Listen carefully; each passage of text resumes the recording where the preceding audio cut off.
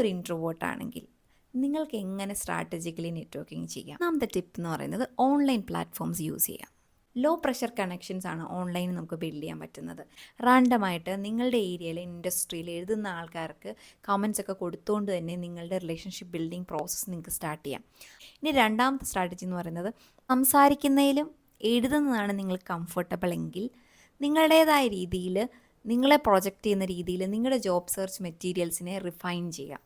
അതായത് for example നിങ്ങളിപ്പോൾ ഒരു ഹയറിംഗ് മാനേജർക്ക് ഒരു മെസ്സേജ് അയക്കുന്ന സമയത്ത് റാൻഡമായിട്ട് ഒരു ChatGPT ഉപയോഗിച്ച് നിങ്ങൾ എഴുതുന്ന ഒരു മെസ്സേജിനെ നിങ്ങളുടേതായ രീതിയിൽ നിങ്ങളുടെ വാല്യൂ കമ്മ്യൂണിക്കേറ്റ് ചെയ്യുന്ന രീതിയിൽ ഇംപ്രൊവൈസ് ചെയ്യുക. ടിപ്പെന്ന് പറയുന്നത് focus on small group interactions. നമുക്ക് വലിയ ഗ്രൂപ്പിലേക്ക് ചെല്ലുമ്പോൾ ശ്വാസം മുട്ടും. പക്ഷെ നമുക്ക് ചെറിയ ചെറിയ 1-to-1 കോഫി മീറ്റിങ്സ്, ചെറിയ ചെറിയ ഇൻട്രാക്ഷൻസ് ഒക്കെ നമുക്ക് ഓക്കെയാണ്. അങ്ങനെയുള്ള ഇവൻറ്റ്സ് ഒക്കെ തപ്പി കണ്ടുപിടിക്കുക. നിങ്ങൾക്ക് ബെസ്റ്റ് യൂസ്ഫുൾ ആയിട്ടുള്ള ഒരു ടൂളാണ് ഇവൻബ്രൈറ്റ് എന്ന് പറയുന്ന ഒരു ആപ്പ്. ഇനി മൂന്നാമത്തെ ഏറ്റവും നല്ലൊരു ടിപ്പ് എന്ന് പറയുന്നത് പ്രിപ്പയർ ഇൻ അഡ്വാൻസ്. അല്ലെങ്കിൽ നമുക്ക് എങ്ങനെയൊക്കെ ഇത് സ്റ്റാർട്ട് ചെയ്യാം, ഇതിലെങ്ങനെ ഈ ഒരു കോൺവെർസേഷനെ മുന്നോട്ട് കൊണ്ടുപോകാം. ഇവിടെ പ്രിപ്പറേഷൻ എന്ന് പറയുന്നത് നിങ്ങളെ വളരെയധികം ഹെൽപ്പ് ചെയ്യാൻ പോകുന്ന ഒരു കാര്യമാണ്. നാലാമത്തെ ട്രിപ്പ് എന്ന് പറയുന്നത് ബ്രിങ് എ നെറ്റ്വർക്കിംഗ് ബഡി. നിങ്ങളുടെ കൂട്ടത്തിൽ നിങ്ങളുടെ ഫ്രണ്ട്സ് ഗ്രൂപ്പിലൊക്കെ ഒരു എക്സ്ട്രോവേർട്ട് ഉണ്ടാവും. അതായത് ഏത് ഗ്രൂപ്പിൻ്റെ അടുത്തോട്ട് ഇറക്കി വിട്ടാലും 1000 ഫ്രണ്ട്സിനെ ആയിട്ട് തിരിച്ചു വരാൻ കപ്പാസിറ്റി ഉള്ള ഒരു ഫ്രണ്ട് നിങ്ങൾക്ക് കാണും അല്ലേ?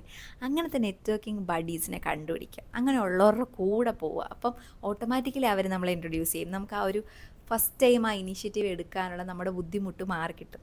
സ്ലോലി അവരുടെ കൂട്ടത്തിൽ നമ്മൾ ആ ഗ്രൂപ്പിലേക്ക് ഇൻവോൾവ് ആവുകയും ചെയ്യും. ഇനി അടുത്തെന്ന് പറയുന്നത് ഫോളോ അപ്പ്, അല്ലെങ്കിൽ നെറ്റ്വർക്കിങ്ങിൻ്റെ നമ്മൾക്ക് ഏറ്റവും ക്രിട്ടിക്കലായിട്ടുള്ളൊരു കാര്യമാണ് ഫോളോ അപ്പ് എന്ന് പറയുന്നത്. ഇത് മിനിമൽ എഫേർട്ട് വെച്ച് ചെയ്യുക. അല്ലാതെ നമ്മളിങ്ങനെ കണ്ടിന്യൂസ് ആയിട്ട് ലോങ് കോൺവെർസേഷൻസ് എയിം ചെയ്യാതെ ക്യുക്ക് മെസ്സേജസ് പ്ലാൻ ചെയ്യുക. അത് വൺസ് ഇൻ എ മന്ത് ഇവർക്ക് ജസ്റ്റ് ഒരു റാൻഡം മെസ്സേജ് അയയ്ക്കുക. അവരുടെ ബർത്ത്ഡേ വരിക, അല്ലെങ്കിൽ എന്തെങ്കിലും ഓർത്തിരിക്കുന്ന ഒരു അവസരങ്ങൾ വരിക. I just thought about you and thought of sending you this message എന്ന് പറഞ്ഞിട്ട് ജസ്റ്റ് ഒരു റിമൈൻഡർ പോലെ കൺസിസ്റ്റൻ്റ് ആയിട്ട് എന്നാൽ ഭയങ്കര ഹെവി അല്ലാത്ത രീതിയിൽ ഫോളോ അപ്സിനെ കൊണ്ടുപോകുക എന്നുള്ള. നെറ്റ്വർക്കിങ്ങിനെ ഒരു പെർഫോമൻസ് ആയിട്ട് കാണാതിരിക്കുക.